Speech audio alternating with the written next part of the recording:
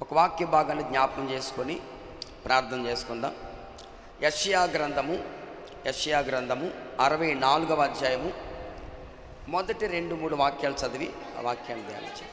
గగనము చీల్చుకొని నీవు దిగివచ్చెదవుగాక, నీ సన్నిధిని పర్వతములు తత్తరిల్లునుగాక, నీ శత్రువులకు అగ్ని గచ్చ పొదలను కాల్చు రీతిగాను, అగ్ని నీళ్లను పొంగచేయు రీతిగాను నీవు దిగివచ్చెదవుగాక. జరుగునని మేము అనుకొనని భయంకరమైన క్రియలు నువ్వు చేయగా అన్యజనులు నీ సన్నిధిని కలవరపడుదురుగాక. నీవు దిగివచ్చెదవుగాక, పర్వతములు తత్తరిల్లునుగాక. తన కొరకు కనిపెట్టు వాని విషయమై నీవు తప్ప కార్యము సఫలము చేయు మరి ఏ దేవునిని ఏ కాలమున చూచి ఉండలేదు. హల్లెలూయా, హల్లెలూయా. అట్టి దేవుడు కలడన్న సమాచారం మనుషులకు వినబడలేదు. అట్టి సంగతి వారికి ఈ వాక్యము ద్వారా ప్రభు మన అందరితో మాట్లాడి సహాయము చేయునుగాక. ఆమేన్. దేవుని ప్రజల వాక్యాన్ని శ్రద్ధగా ధ్యానం చేద్దాం. మన దేవుడు మాట్లాడే దేవుడు, తన వాక్యము ద్వారా మనల్ని దర్శించే దేవుడు. ఆయన వాక్యమే మనల్ని బలపరిచేది, ఆయన వాక్యమే మనలను స్థిరపరిచేది. ఆమేన్. దేవుని ప్రజలు అక్కడ రాయబడిన మాట ఏమిటంటే, యెషయా ప్రవక్త ప్రవచనాత్మకంగా మాట్లాడుతున్న మాట, మన దేవుడు గగనము చీల్చుకొని దిగివచ్చే దేవుడు. హల్లెలూయా. ఆయన దిగివచ్చే దేవుడు. ఎందుకు ఆయన దిగివస్తానంటున్నాడు? ఎందుకు ఆయన దిగివస్తానని చెప్తున్నాడంటే అక్కడే జవాబు ఉంది. శత్రువులకు నీ నామమును తెలియచేయటానికి. చూడండి, శత్రువులకు ఆయన నామము తెలియపరచబడాలి, అన్యజనులకు ఆయన నామము తెలియపరచబడాలి. అందుకే కీర్తనకారుడు అంటారు, అన్యజనులలో నీవు మహోన్నతుడు వాగుదువు. ఆమేన్, హల్లెలూయా. అన్యజనులలో ఆయన నామము ఘనమైనది. మరొక మాట ఉంది అక్కడ, తన కొరకు ఎవరైతే కనిపెట్టుకుని ఉంటారో వారి విషయమై ఆయన కార్యము సఫలము చేసే దేవుడు. Hallelujah, praise the lord. చూడండి, శ్రేష్టమైన మాటలు, విలువైన మాటలు. ఎవరైతే నా దేవుని కొరకు కనిపెట్టుకుంటారో, ఎవరైతే ఆయన కొరకు ఎదురు చూస్తారో, ఎవరైతే ఆయన మీద ఆశ పెట్టుకుంటారో, యెహోవా మీద ఆశ పెట్టుకునేవాడు చెప్పండి ధన్యుడు. ఆయన మీద ఎవరైతే ఆయన మీద మనసు పెట్టుకుంటారో, ఆశ పెట్టుకుంటారో వారు ధన్యులు. నా దేవుడు ఆశగల ప్రాణాన్ని చెప్పండి, ఆశగల ప్రాణాన్ని తృప్తిపరిచే దేవుడు. కోరికను సిద్ధింపచేసి ఆలోచన యావత్తును సఫలపరిచే దేవుడు. దేవుని ప్రజరా, మన దేవుడు కృపగల దేవుడు, దయగల దేవుడు, నమ్మదగిన దేవుడు ఆయన. కనుక ఎవరైతే ఆయన కొరకు కనిపెట్టుకుని ఉంటారో దేవుని ప్రజరా, చాలామంది అంటారు గుడికి వెళ్తే మీకు ఆశీర్వాదం వచ్చేస్తుంది అని అంటారు. నిజమే, వస్తుంది, నేను కాదనట్లేదు. కానీ దేవుని సన్నిధికి వచ్చిన తర్వాత ఆయన కొరకు నువ్వు వేచి ఉండాలి, కనిపెట్టాలి. హల్లెలూయా. ఓపికతో, సహనముతో ఆయన ఇచ్చేటంత వరకు, ఆయన మేలు చేసేటంత వరకు దేవుని ప్రజారా ఆయన కొరకు మనం ఏం చేయాలంటే కనిపెట్టాలి. లేడికి లేచిందే పొరుగని చెప్పి నేను వచ్చాను, దేవుడు నాకు ఏం చేశాడు అని మాట్లాడకూడదు. హల్లెలూయా. ఎవరైతే ఆయన కొరకు కనిపెట్టుకుని ఉంటారో వారి పట్ల నా దేవుడు కార్యము సఫలము చేసే దేవుడు. ఆమేన్. ఆయన కార్యము సఫలము చేసిన తర్వాత చుట్టూ ఉన్న ప్రజలు, వాళ్ళ క్రైస్తవులు కావచ్చు, క్రైస్తవేతరులు కావచ్చు, అన్యజనులు కావచ్చు, ఇంకా ఎవరైనా కావచ్చు, దేవుడు కార్యము చేసిన తర్వాత వాళ్ళు అంటారంట, అట్టి దేవుడు ఉన్నాడన్న సంగతి వాళ్ళకి తెలియదంటండి. అమ్మో, ఇలాంటి దేవుడు ఉన్నాడా, ఇలాంటి కార్యాలు చేసే దేవుడు ఉన్నాడా, ఇలాంటి మేలులు చేసే దేవుడు ఉన్నాడా అనే విషయాన్ని వాళ్ళు చూసి ఆశ్చర్యపోతూ ఉంటారు. ప్రైజ్ ద లార్డ్, హల్లెలూయా. నా దేవుని ప్రజలు, దేవుని బిడ్డలుగా మనము, దేవుని పిల్లలుగా మనము దేవుని ద్వారా మేలులు అనుభవించాలి. దేవుని ద్వారా మనం ఆశీర్వాదాలు పొందుకోవాలి. హల్లెలూయా.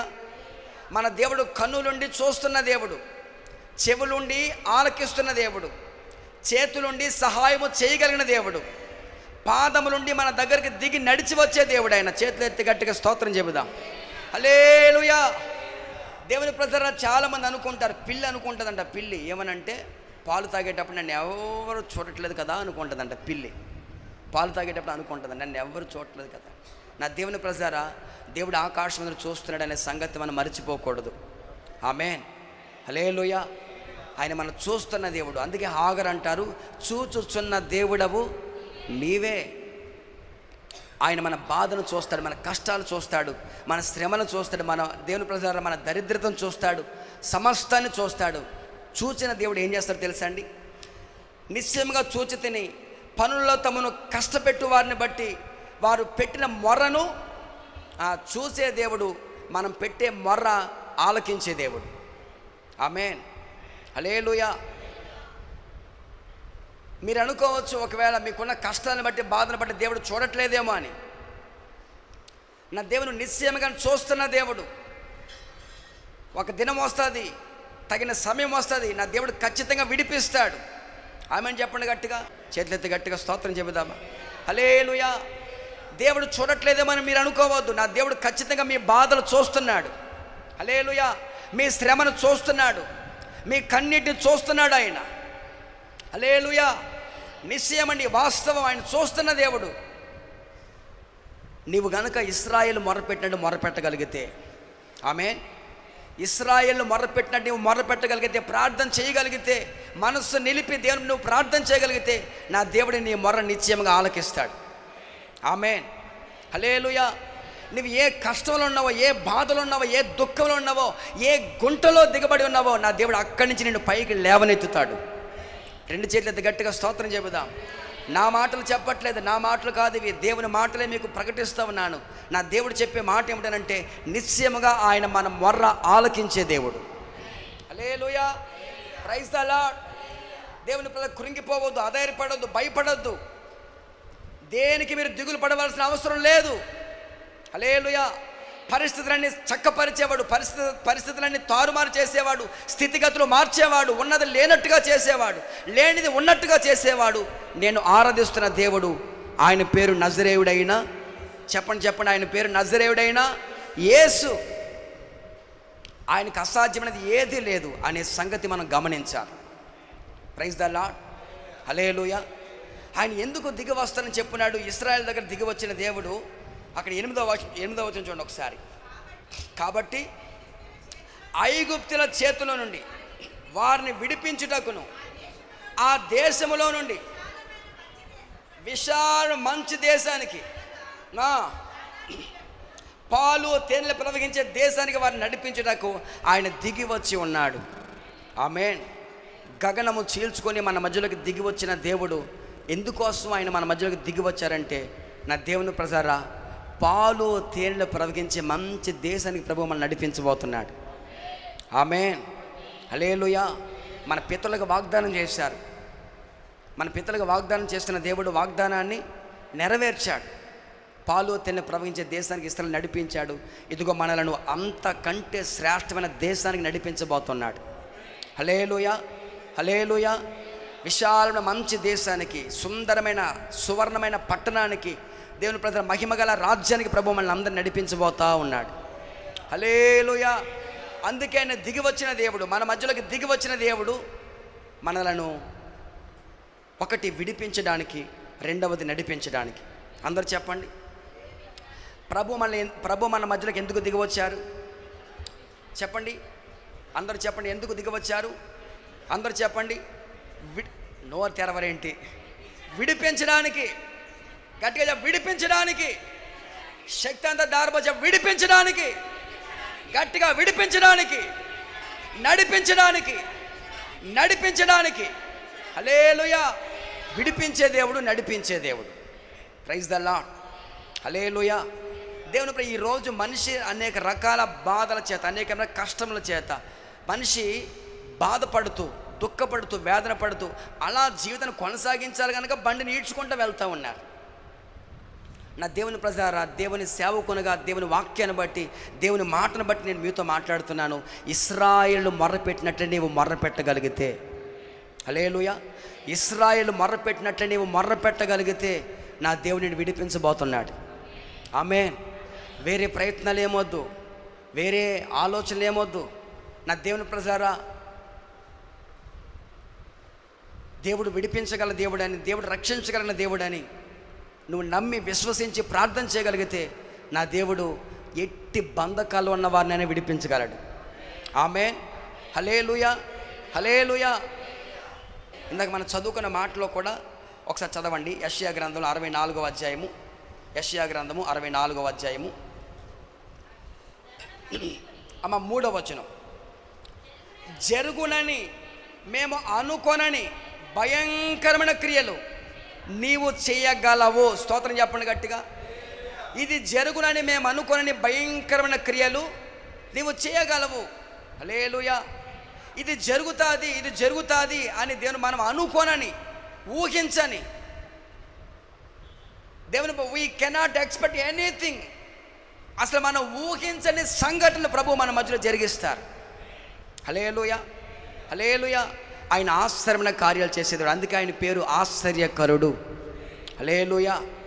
నమ్ముట నీ వల్లైతే నమ్మువానికి అంతే, నమ్మకం లేకపోతే ఏం చేయలేం. హల్లెలూయా.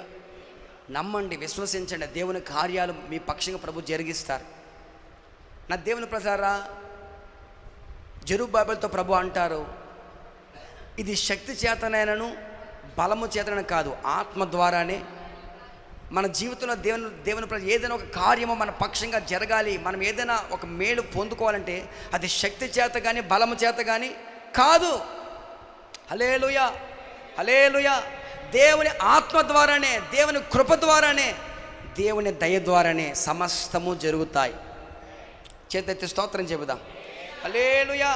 నా దేవుని ప్రజలు ఆయన మన మధ్యలోకి ఎందుకు దిగి వస్తున్నాడంటే, ఒకటి విడిపించడానికి, రెండవది నడిపించడానికి. విడిపించే దేవుడు ఎక్కడి నుంచి విడిపిస్తాడు?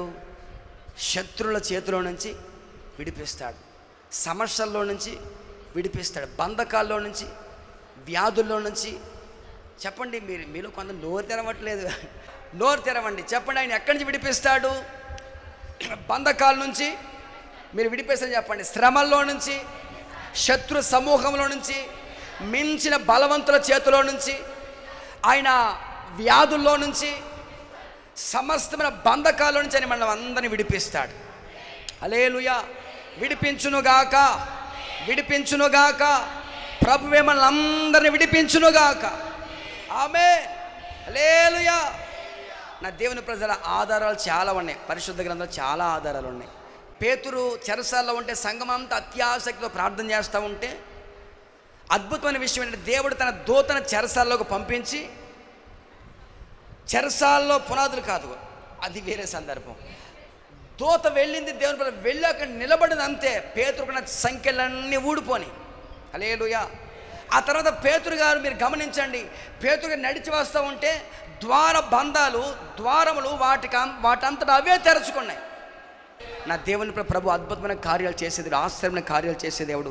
పేతుని విడిపించిన దేవుడే, పేతుని రక్షించిన దేవుడే, పౌలు సీలను విడిపించిన దేవుడే.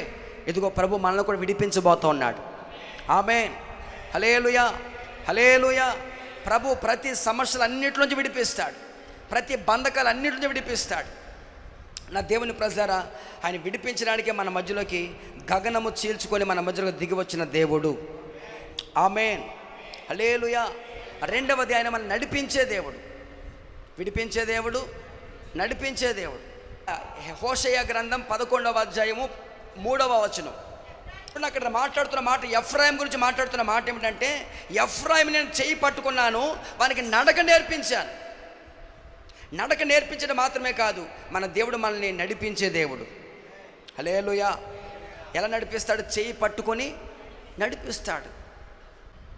ఎఫ్రాయిం నడిపించిన దేవుడే, ఎఫ్రాయిం నడక నేర్పిన దేవుడే. దేవుని ప్రజల ఈ దినాన్న ప్రభు మన అందరికి కూడా తోడే ఉండి మన చెయ్యి పట్టి నడిపించబోతా ఉన్నాడు. హల్లెలూయా.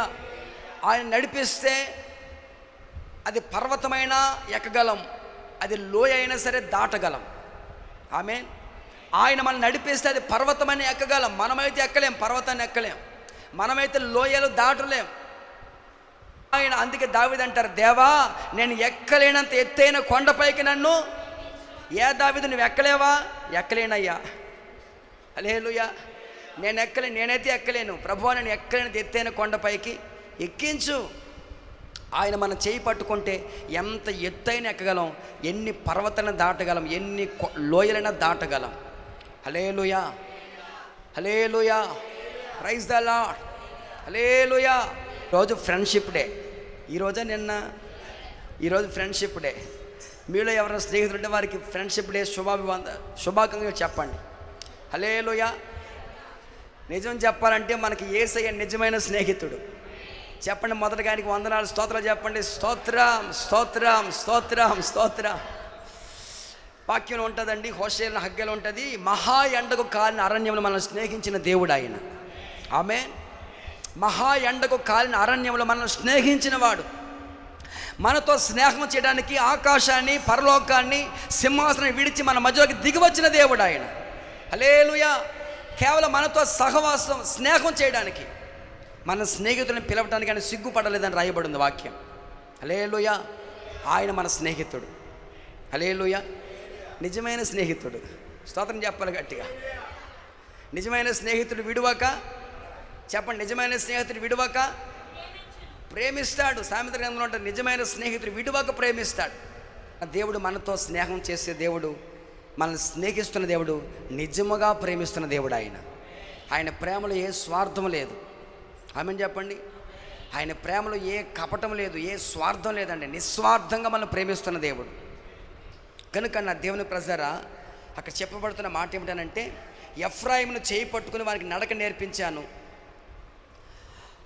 తర్వాత 4వ వచనం, ఒకడు మనుషులను తోడుకొని పోవునట్లుగా స్నేహ బంధముతో నేను వారిని బంధించి ఆకర్షించితిని.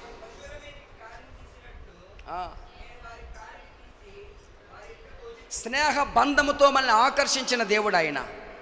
స్నేహ బంధముతో మనల్ని బంధించిన దేవుడు ఆయన. Praise the Lord, hallelujah.